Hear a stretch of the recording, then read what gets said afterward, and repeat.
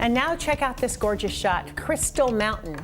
And you see that bird perched there? It's a gray jay. The resort posted this photo on Twitter today, along with a reminder that parking reservations are now open for the weekend. What a view. That's beautiful. Best view in the house right there, where that bird is.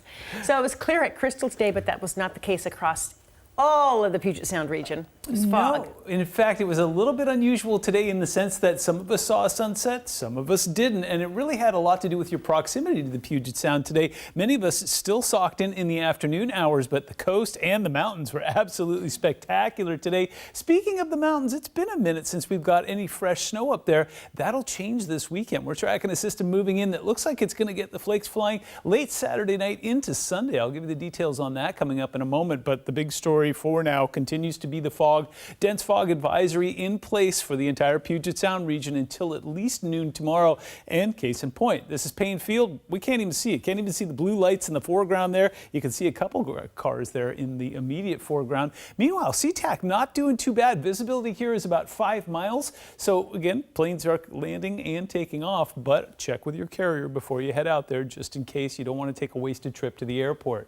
Seattle waterfront looking good right now, but you can see that fog starting to move in. And for the first time this week, we've had that stagnant air advisory in place since Sunday. You could start to see a little bit of haze that was hanging out over top of the region today. Happy to report that that will clear out as we go into the weekend, as we get some air circulating again.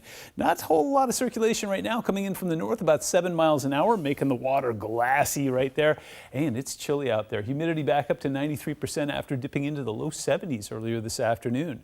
5 p.m. sunset tonight was the first time since November 6th. Yeah, we've put some distance between us and the winter solstice, but as we go overnight tonight, we're going to be seeing fog and low clouds redeveloping. We're already seeing that in some spots, but I do expect it to mix out some more gorgeous sunset potential Wednesday, Thursday, and Friday. Mark your calendars.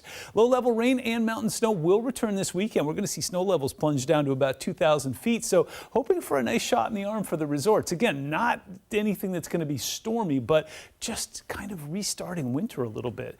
Speaking of restarting winter, we are in a stagnant mode right now. That air stagnation advisory also in place until at least noon tomorrow, and that's for all of us, but looks like for the most part we've just been seeing some air quality that has been deteriorating in very specific spots down towards the South Puget Sound. Again, yellow, no big deal. That is moderate air quality. The one place that I've been keeping an eye on is up towards Linden there. That's right at the Canadian border. There's Abbotsford. They got up to 152 parts per million tonight. So what that means is there's particulate matter. Again, for most of us it's perfectly okay, but if you are a sensitive breather and you're up in that area, just give jogging or any outdoor activities a miss tomorrow and you're going to do just fine. High pressure keeps us clear for the next couple days, but that is going to buckle this weekend and allow some rain and some snow to come back into our forecast. But in the meantime, it's going to be fog in the morning and sunsets in the evening.